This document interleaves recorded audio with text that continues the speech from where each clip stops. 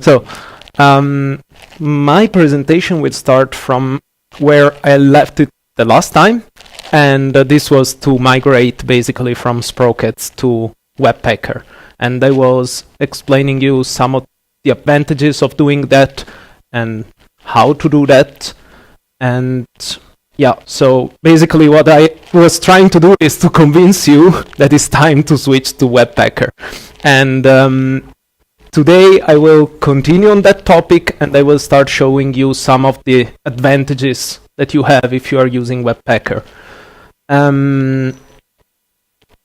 So this feature is really important and really nice, and it's called hot module reloading.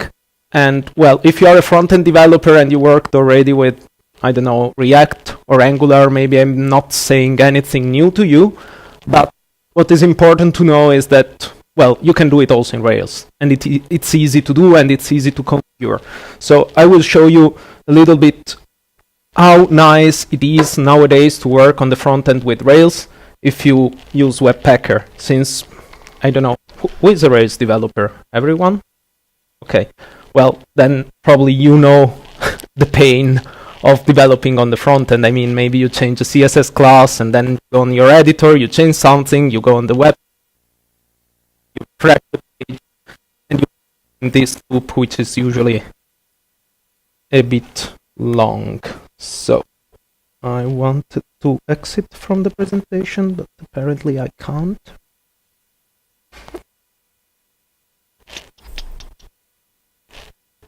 Good. So I will present you my wonderful application today. And well, we have a basic page under our domain faster frontend where we say hello world. We have an input here where we can type some text, and we have a button which says hello, I am a button. So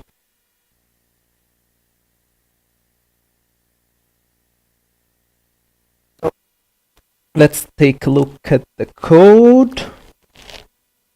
You still see? It's a wonderful code, huh? With the double break line and the button that speaks and an input. And well, let's start enabling hot module reloading. By default, when your Webpacker is not enabled, you can see the Webpacker configuration that you have in the project, and you see that hot module reload false. What does this mean? It means basically that you have hot live reload.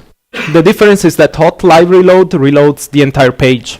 So when you change a file, the hot live reload will just perform a refresh in your browser, and therefore you will lose the current status. So for example, if we take our CSS and we say, okay, change the main color from blue to red, and then we go to the website, yes, okay, it changed, but if I have a value in a field, then this will be lost, because, I mean, you perform a full refresh of the page. What is nice that you can activate already with Webpacker, I will show you this quickly, is that, well, Webpacker comes by default with the source maps, but the source maps include the content in themselves. So you can change this behavior by changing the Webpack configuration for development. I will share you the code, but basically you say a source map contents false, so don't include the content in the source maps. But you can go in your browser if you're using Chrome. It works also for Firefox. You can go in sources, and you have a file system folder here, and here you can basically drag your, if it works, yes, your folder. You allow the browser to access it, and then we restart Webpacker because we changed configuration here. So when you change a config, it's like when you change a configuration in the environment in Rails, you have to restart the server. And okay, so now we can see that from the Elements panel, we can directly access our files, the source files. You can out by having this, I don't know if you see it, but green dot. And then you can start changing things directly in your browser. Okay, so this is already a step forward. We can work in the browser, change things, and well, it's much better than switching from the editor to the browser. But what we are still missing here is the hot library load. So if I change something, yeah, okay, nice, but the value is lost. So I didn't invent anything here. Webpacker comes with it. You can just configure it and set it to true. Hot module reload. Again, restart it. And well, you need also to restart the server that reads this on the startup. So yeah, you have to reload also the Rails server.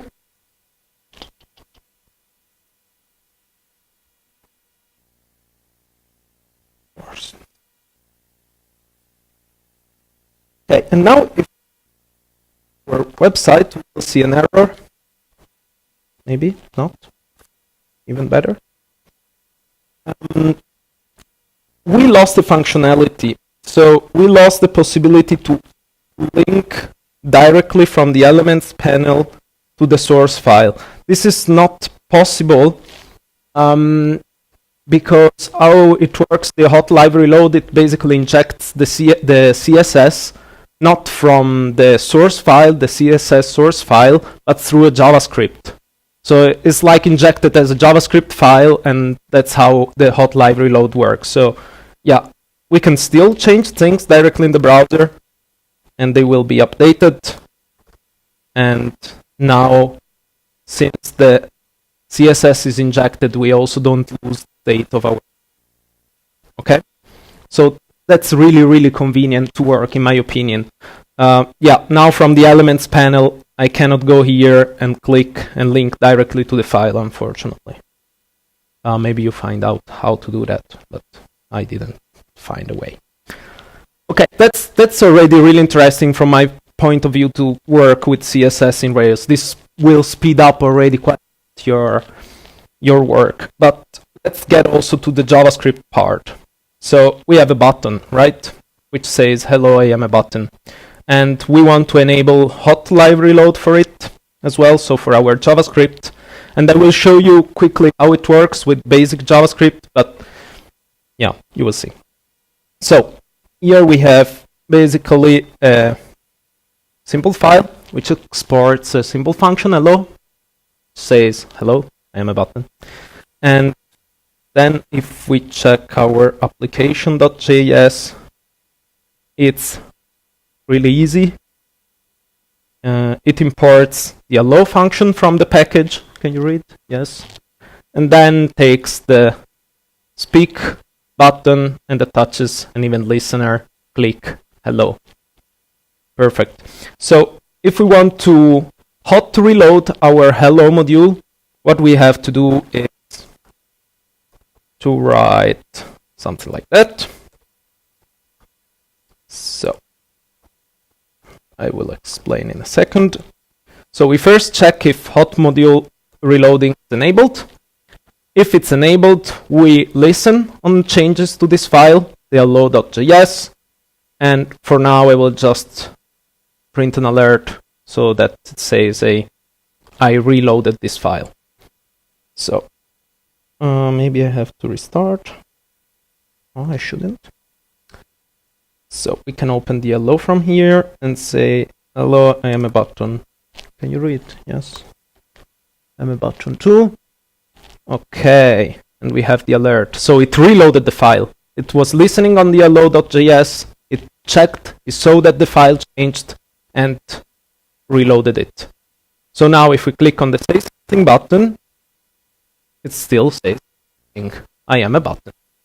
So the problem here is that we reloaded the module, but the button is still attached to the old function. So yeah, I have to do it manually. The only way that we have is to do it manually. So, well, let's take this code that I kindly prepared for you. So what I'm doing here, I take again the speak button, I remove the event listener on click, and I add it again. And well, good. Now it to button 3. I have to type something here. At my button 3, it accepted the updated hello, and it refreshed the page. So you have to be it's a bit tricky here. You have to be careful, because if there is an exception inside this block, you will not see it. And then the page, or you don't see anything. What you need is a try, let's see, catch error, right? Console.error, error. And yeah, easy. So, well, by doing so, you will notice that now, if I change something, and hello, I am a button blue, even if it's not, yeah, it updated. And if we go in the console, okay, we have an error. Maybe it didn't show it before to you, but the error was not there. It just refreshes the page. It still refreshes the page, but now you can see the errors. To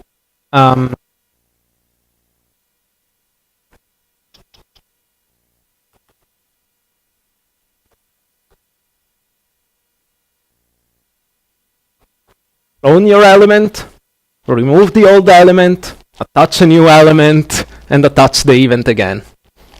So, okay, in this, doing like that, it works. I mean, you have auto reloading activated, but as you can see, it's not really handy for JavaScript, because you have really to do a lot of work manually. But I wanted to show you this because now you can understand how it works. And I think it's really, really useful to use it in combination with React. Because with React, or also Angular, now my React, all of this is covered. You don't have to do anything. I can show you quickly. If you have questions in the meantime, was I clear enough? Did you follow me? I will take it as a yes.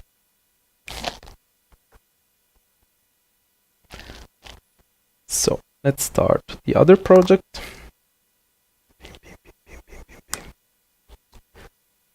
Okay, this other project is quite different. Whoops.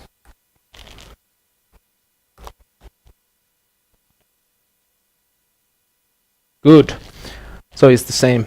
Done with React. We can check quickly the code. It could be interesting, maybe not.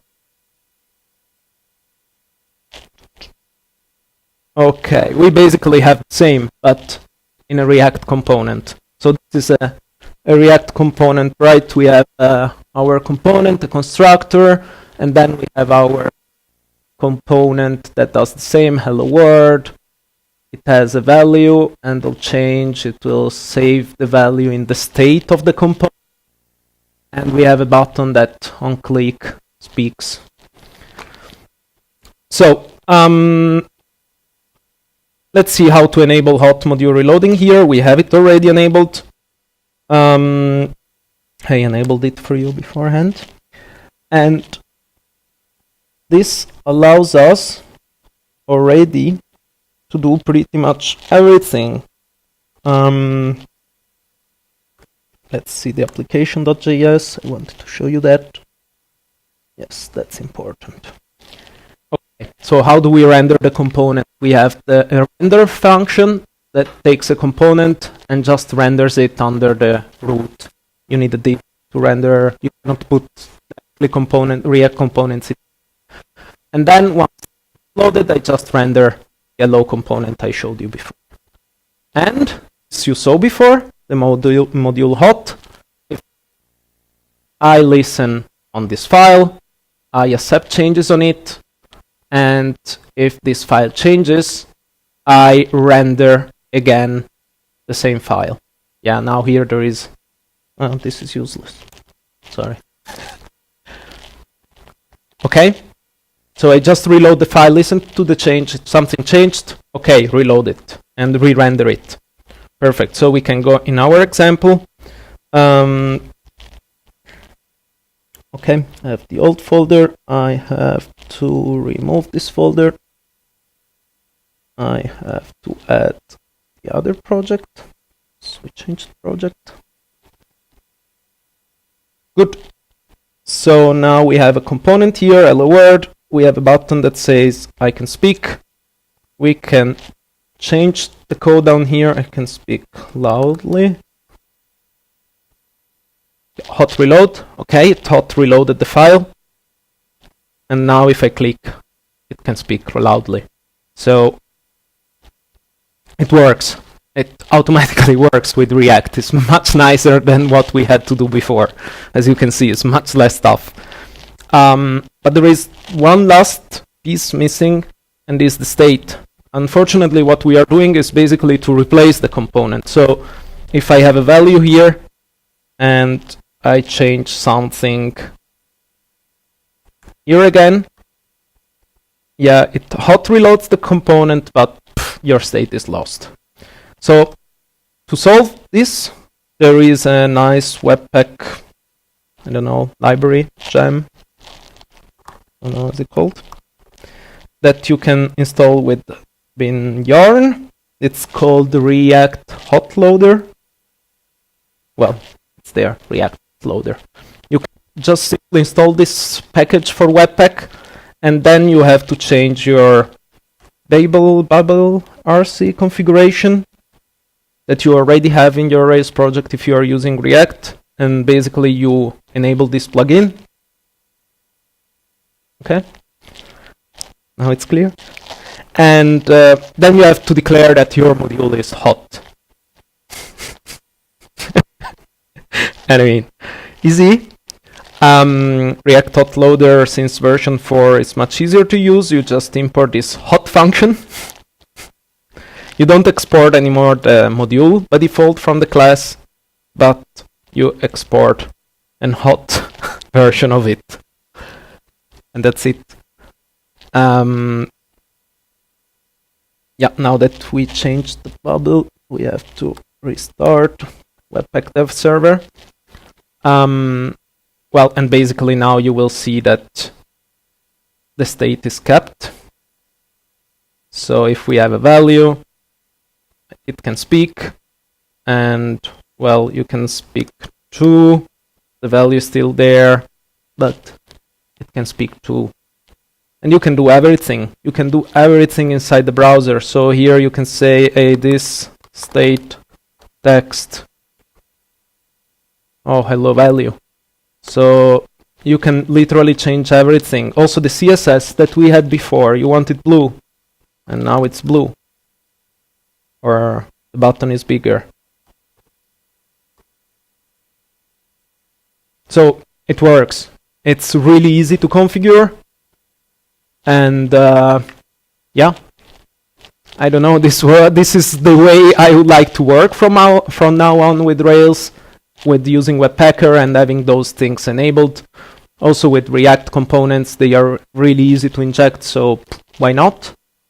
And yeah, here I have some resources or fonts. I wrote everything I spoke about today. It's within these 3 articles I wrote on Medium. So you can go and check them. There is the code and everything there. And yeah, that's it.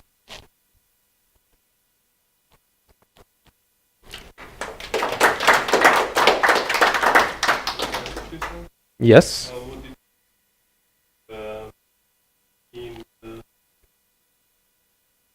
It works. Yes. Yes. Yes, it works. React Hot Loader does all that for you.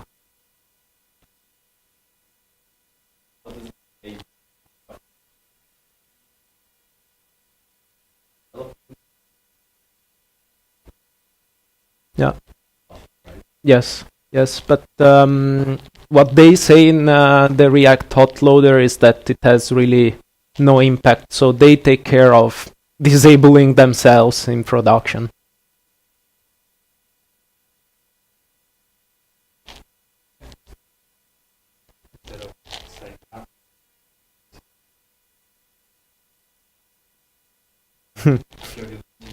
Mm-hmm. Yeah, I guess you can just iterate over the folder and the file names, and in the end, the method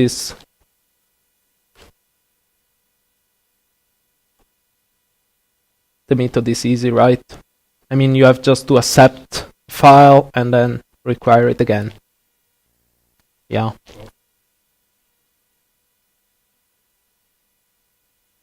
Mm-hmm. Mm-hmm. This would be nice, but at the moment I didn't find how to. Yes. Yes.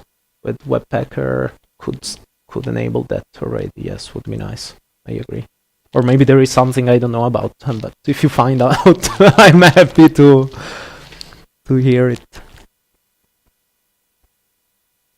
Good. So I leave you. Okay. Shall I stop recording? Or you continue from my laptop? Yeah, maybe